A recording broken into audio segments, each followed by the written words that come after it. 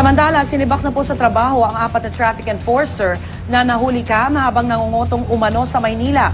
Pero ang isa sa kanila itinangging sangkot siya sa iligal na gawain. Narito ang report ni Mav Gonzalez.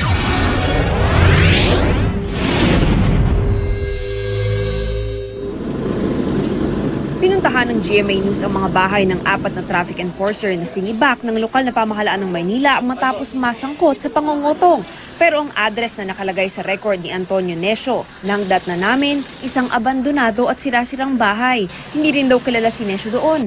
Hindi naman matunton si Val Maninang at Alison Rago. Tanging si Michael Bartolo ang inabutan namin sa kanyang bahay. Kwento niya, kararating lang niya sa area ng Osmeña Highway nang makuna ng CCTV. Kinalabit lang daw siya ng kapalitan niya at paglingon, nakita niya ang transaksyon.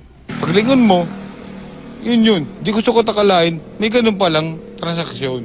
Sabi nga ng mga kamag-anak ko nang galing Australia, galing Germany, ba't ganun ka? Sabi ko, hindi ako ganun. Tapat po ako. Pero wala raw siyang nahawakang pera at di rin daw siya kasama sa anumang iligal na gawain. Kaya laking gulat daw niya nang mabalitaang napasali siya sa insidente. Malungkot daw siya na nadawit sa issue dahil single parent siya at walang ibang pinagkakakitaan. Tapat daw siya sa trabaho. Ang ginagawa lang daw niya ay magbigay ng tiket sa mga lumalabag sa batas trapiko. More ticket lang ako. Kasi sabi sa amin ni Vice Mayor Isko Moreno, tumikit kayong tumikit, kahit sino yan, alam problema yan. Kasi, nasa lugar ka, matanggal ako sa trabaho, tatanggapin ko. Kung ako gumawa, pero hindi man ako gumagawa eh.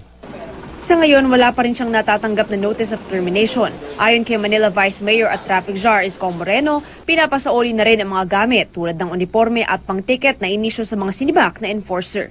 Para sa unang balita, Mav Gonzalez reporting.